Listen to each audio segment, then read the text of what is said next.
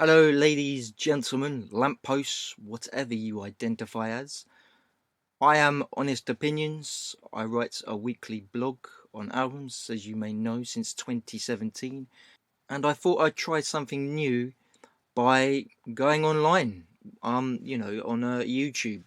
Do not fret though, because my weekly blog will still be going. But I am going to do the archive on YouTube. Right, now that's out the way. Let's go way back to the start of week 1 of 2017 and the Little Mix album Glory Days. Shout out to my ex. This song celebrates the mistakes you've learned from a previous relationship and how you're defiant with your attitude and how you won't be broken by your ex partner. I would say that the song is laced with irony. Touch. The music itself reminds me of the latest material by the Danish artist Mø. The song itself has a very catchy chorus, which is always the best ingredient necessary for a song to become a hit. F.U. Ha ha ha ha. Well, there's no prizes for deciphering the meaning of what FU stands for. I have to admit, I'm not a fan of this kind of mainstream music, but this song has a rather blues-induced vibe to it. The lyrics are about hating someone you just can't seem to kick, no matter how hard you try. Yet you have managed to be dragged back into falling for them with a song, as the song mentions, Sweet Talk. It also sounds like it was influenced by songs such as Unchained Melody or Earth Angel when you hear the sound the lyrics are immersed in. Oops, featuring Charlie Puth.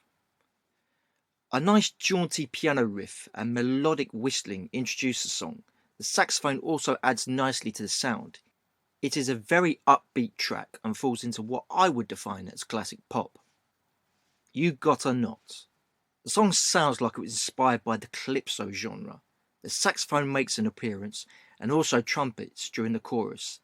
There was also that classic hook employed, in this case, na na na, which I can guarantee will get stuck into your head like most hooks do.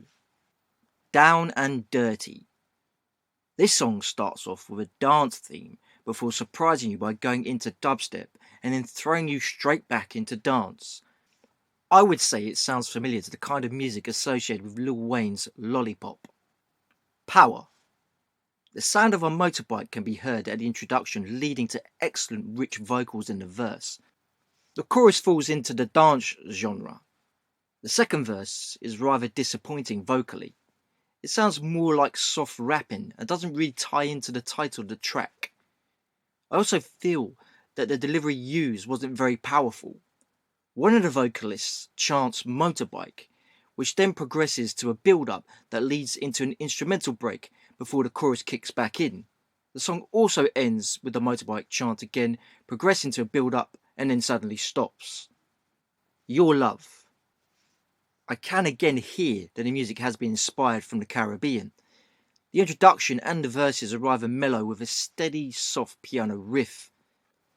The chorus again has that classic pop hook to get the listener's attention. Nobody Like You.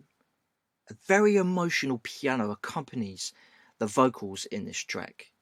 This is certainly the deeper side to the band on the album. It is certainly a departure from the usual music that Little Mix are more infamous for. This is certainly a track worth listening to if you are a deep thinker. I would say that Nobody Like You is more aimed at the adult market, and I am sure will definitely feature during the slow dance moments at parties, etc. Maybe even as a first dance of a newly married bride and groom. No More Sad Songs. This track could well be a metaphor for life about not letting yourself get down by whatever dire situation you might be in, but to soldier on through and enjoy being in the moment. As mentioned in the chorus, I beg you please don't play no more sad songs. The lyrics in the chorus also talk about being wrapped up in the music, and everyone knows that music is a great way of healing yourself after any emotional ordeal. Again, this is not a track I associate with the band when I have heard the mainstream charts. Another deep number which I thoroughly enjoyed. Private Show. This sounds like the kind of R&B I listened to in the early 1990s, and also features a saxophone that sounds familiar to one used in Jennifer Lopez's Play. It's quite an upbeat, cheeky track, and just like a Private Show, it too is rather short, the shortest track on the entire album. I would metaphorically describe it as a short but enjoyable lap dance. But in this scenario, the lap dance is for your ears. Nothing else matters. I remember Metallica had a song with the same title back in the early 1990s. But is this one anything like that classic track? Sonically, no. Of course, Metallica are more rock and Little Mix is more classic pop. Emotionally? In some ways it is. The delivery is less emotional than James Hetfield's, but there are elements lyrically of the emotion that James delivered on that 1990s track. This is a great way to close the album, and since Nobody Like You, the album gradually sobers up their listener.